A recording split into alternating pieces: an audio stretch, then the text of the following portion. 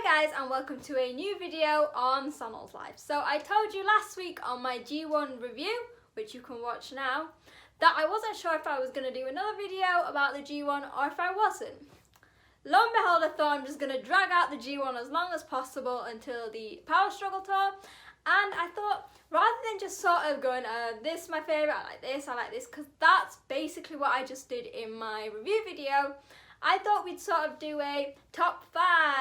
So not just like my top 5 matches, but my top 5 MVPs, and just sort of like putting a nice bit of lists together, because sometimes I think me just chatting at you with no cohesion might get a bit confusing.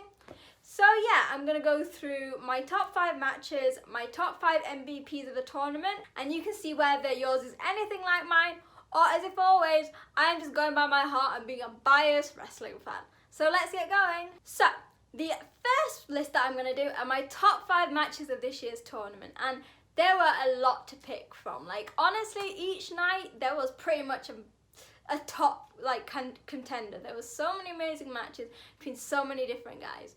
But in at number 5 is Tanahashi versus Taichi. Now, you'll have known if you used to follow me years ago, I was never a fan of Taichi. I was under the same impression of anyone but Taichi. Well, that changed very quickly. That changed about 1.5 years ago. And now it's literally, I'm a firm believer of the Holy Emperor, and you all know that. The match against Tanahashi, it was the last match of the B block for those two, and it had been a mixed tournament for both of them. So Tanahashi had picked up a few wins, a few losses. It was less positive for Taichi, who basically had a very strong start and then slowly just kept being loss after loss after loss. However, this sort of broke the cycle because Taichi did get the win. Going into this match, you just assume it's going to be Tanahashi as the babyface and Taichi as the heel. Even though recently, especially against Bullet Club, Suzuki could have been the firm babyfaces. However, that was not the case. Tanahashi went into this match sort of almost knowing what his place was going to be. Taichi was the underdog. He'd basically lost pretty much every match going into this, and he knew that the crowd was going to be behind the Holy Emperor, and he egged it on. Like, okay, he didn't go full on like Bullet Club heel, but there were some moments, so like when Taichi was on the ropes trying to get a break, that Tanahashi stayed in his submission, and you could see the crowds being like, Tanahashi, you shouldn't do that. And I think that not only proves how amazing Taichi is, that he, going from who he was, has been able to develop sort of like a repertoire with the fans, but also how good Tanahashi is, knowing this guy Taichi, he's an up-and-comer. I know he's been in the company for a while, but he's really coming into his own. I can use what I've got, my experience, to build him up more. And I was over the moon that Taichi got the win, as much as I love Tanahashi. Number 4, so a lot of people say it's a lot higher. For me, this is just personal. It is Shingo Takagi versus Ishii on the first night of Block A action. These two guys never fail to put on Match of the Year candidates. Like, they are two of the workhorses of New Japan. Never fail. They always put on amazing matches, and they have a very similar style. They are both very fast, very strong, and very athletic. I mean, if you want a match between two big, beefy men, this is the match you have to go and watch. It was full of passion. It seemed like every time the one athlete knocked the other, it just gave them more adrenaline. And yeah, it was a phenomenal match. And it's a shame that Ishii didn't get further, because I'd have loved to have seen him challenge again for the belt. But if Shingo needs somebody to challenge, pick Ishii. Number 3 is another Shingo Takagi match, but it's the one against Zack Sabre Jr. What I liked about this match, and I said this in my review, is that going in there was a lot of history behind it. In 2009, they both wrestled in Germany, and Shingo submitted Zack in about, I think, like 10-11 minutes. This was Zack Sabre Jr.'s time for retribution. They have never met before in New Japan in a singles action, especially even since he went heavyweight. And yeah, again, an amazing match. Both guys were having their submission skills, but also the athleticism. Zack had to counter Shingo's power, and Shingo had to counter Zack's agility and ability to transform anything into submission. In the end, Zack got the win, and it wasn't just like a big one because obviously it's IWGP champion, he gets a shot at it. It is this history looking back, as Shingo did not just get beaten by Zack with like a pinfall or a roll-up. It was with a submission, and that's what Zack's plan was. I'm going to talk about this later on in another match, but that was the story of Zack. He didn't want to do roll-ups, which had been a common thing with Zack in previous tournaments, rolling his opponents up. And the fact that he submitted the world champion, it was Shingo, is always good for me. Number 2 is my most handsome man in the world, who's already been mentioned, Hiroshi Tanahashi, versus the second most handsome man in the world, maybe apart from Jay, Kazuchika Okada, again on the first night of Block B action. It feels like the first nights, and you'll see it in my number 1, was spectacular for matches. Like, honestly, I can't fault them. And this was no exception. I always say, if you want a solid match to open the tournament and the main event, Tanahashi versus Okada is that block. And for me, the reason that I loved it so much is that you've got two guys who've got such a long history, and they've wrestled probably more times than I can count, yet they never fail to put on an amazing match. Time after time, match after match, they give something new. This time, it was very different. Tanahashi had the US belt, so he had the pride of that. Okada has had a very iffy year, as you know, COVID, injury, New Japan Cup, his loss against Jeff Cobb. However, they both managed to go in with this passion of young lions and showcase that, yes, they have this mutual respect for each other that has come from the betrayal of Jay White and Chaos, but they are still enemies at the end of the day. They still want to be at the top of the company. And Okada won in the end, which I was sad because you know how much I love Tanahashi, but it was the right thing to do. And number 1 is another Zack Sabre Jr. match, which will link into my MVPs, is Zack Sabre Jr. versus Tetsuya Naito. Now, obviously people are like, why have you got this one? Naito was injured because of it. I think it's the way that they sort of shaped this whole match and they linked it in with the storyline, even going after it and after the injury. Going into it, we know Zack and Naito have this very, very weird relationship. They despise each other. They are the complete opposite. And what I liked is the first part of this match was not like a feeling out process, but almost like the two were trying to feel each other out in the sense of they wanted to know where each other stood with their body and how they were feeling. And from the second that Zack knew that he could take advantage of Naito's knee, he did. Obviously, I was gutted that Naito was injured because he was my pick to start with. But it was the way that after the match and going in the tournament, Zack said, I got rid of Naito, I can do the same to you. And he used it in his momentum, which, you know what, I love Zack and I think that was a perfect thing for him to do. And yeah, they were my top 5 matches. I honestly could list like a top match from like every wrestler.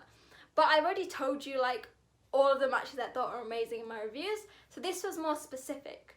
And now we're on to my top 5 MVPs of the G1. And this is going to be slightly difficult because like I said, all of the wrestlers put on amazing matches. And I want to go a special shout out to Yujiro Takahashi and Chase Owens for the fact that despite they picked up a lot of losses and they're not on this list, they did produce some very good matches. Talking about Bullet Club, at number 5, my number 5 is Tanga Loa. So it took long enough. Tanga Loa finally had his debut G1 and holy God did he provide. He might not have picked up as many points as he wanted, but each night he went out with this unrivaled passion and determination to put himself against some of the best in the company. And I've said this in my reviews before, Tanga Loa did everything so clean. Apart from his match with Kenta, he played by the books. And even at the end of the tournament, he was really thankful that he got a chance to have so many singles matches, especially considering he has spent most of his career, pretty much all of it in New Japan, as a tag wrestler with Tama. Tanga Loa has only grown and grown in this tournament, showcasing that, yes, he is a strong wrestler, but he is so athletic. He was throwing out moonsaults. Like, yes, I know Cobb does it in his thing, but in all the years of wrestling, I don't think I've seen Tanga Loa do anything like that. And it was amazing.